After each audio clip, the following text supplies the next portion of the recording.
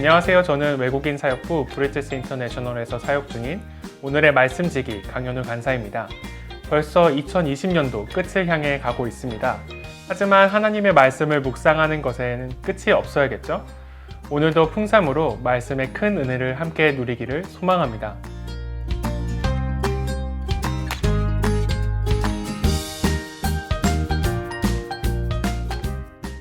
오늘 본문에서 하나님께서는 이스라엘에게 가나안 땅의 분배에 대한 자세한 지침을 내려주십니다. 가족의 수가 많으면 더 많은 땅이, 적으면 적은 땅이 아주 공평하게 주어집니다. 하지만 이것은 제비뽑기라는 과정을 통해 주어지기 때문에 자신이 어떤 땅을 받게 될지는 아무도 선택할 수 없었습니다. 자신이 받고 싶은 땅을 선택할 수 없기 때문에 다른 사람과 비교할 수 없고 어느 특정 지역의 땅에 대해 욕심을 낼 수 없기 때문에 이스라엘은 서로 신경전이나 다툼 없이 약속하신 모든 땅을 정복할 때까지 최선을 다해서 이 전쟁에 임할 수 있었던 것입니다. 그렇게 주어지는 땅은 단순히 소유의 개념으로 주어진 것이 아니었습니다. 하나님께서 이것을 기업으로 주셨다고 강조하고 있는데, 즉 나의 소유로서 내가 마음대로 팔 수 있는 것이 아니라 자손에게 계속 상속되어 가는 영원히 내게 속한 기업이 되는 것입니다. 하지만 하나님께서는 가나안 땅을 완전히 비워놓은 상태에서 이스라엘에게 주신 것이 아니었습니다.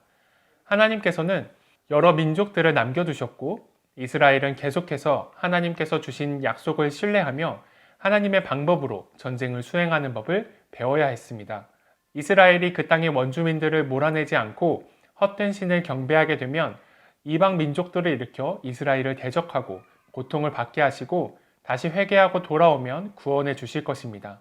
그러나 끝내 이스라엘은 약속의 땅 가나안에서 여호와의 백성이 되지 못하고 노예가 되어 추방당하게 되었다는 것을 역사는 말하고 있습니다.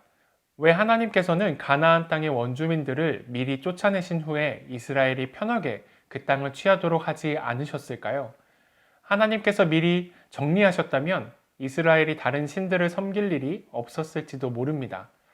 이스라엘이 애굽을 탈출했을 때 그들을 기다리고 있었던 것은 메마른 광야 생활이었습니다. 한 개인이었다면 광야 한 가운데서 먹을 것과 마실 물을 구하는 것이 어렵지는 않았을 것입니다. 하지만 200만이라는 숫자가 길을 가는데 어떤 민족이 위협을 느끼지 않고 그들에게 길을 열어주겠으며, 그렇게 큰 숫자의 사람과 함께하는 동물들이 먹을 음식과 물을 구할 수 있을까요? 물 한 잔만 마시려고 해도 우물 앞에 선 줄이 얼마나 길지 상상조차 하기 어렵습니다. 우리는 이스라엘이 하나님을 너무 쉽게 배신했다고 생각할지도 모르겠습니다. 하지만 이런 곳에서 40년간 생활해야 했던 이스라엘은 가나안 땅을 눈앞에 두고 있지만 여전히 전쟁을 앞두고 있었습니다. 그럼에도 불구하고 하나님께서 여러 민족들을 남겨두신 것은 이스라엘을 시험하는 도구로서 이스라엘이 얼마나 율법에 순종하는지를 보기 위해서였습니다. 하나님을 믿는다는 것은 우리에게서 어려움이 없어진다는 것을 의미하지 않습니다. 우리도 삶 가운데 이해할 수 없는 수많은 어려움들을 직면하게 됩니다. 그리고 제비뽑기로 주어진 기업처럼 우리의 선택이 아닌 우리의 마음에 들지 않는 것들이 삶 가운데 주어질 때도 있습니다. 하지만 그 모든 것은 하나님의 계획 안에 있다는 것을 깨달아야 합니다. 우리 삶에 주어진 어려움과 도전들은 우리에게 하나님을 향한 신뢰와 믿음을 더욱 견고하게 할 것이고, 하나님께서는 그 과정 가운데 우리와 함께 하시며 길을 인도하십니다. 때로 광야의 삶 속에서 우리 안에 사소한 것들은 타협하고 어느 정도까지만 순종해도 괜찮을 거란 마음이 피어날 수 있습니다.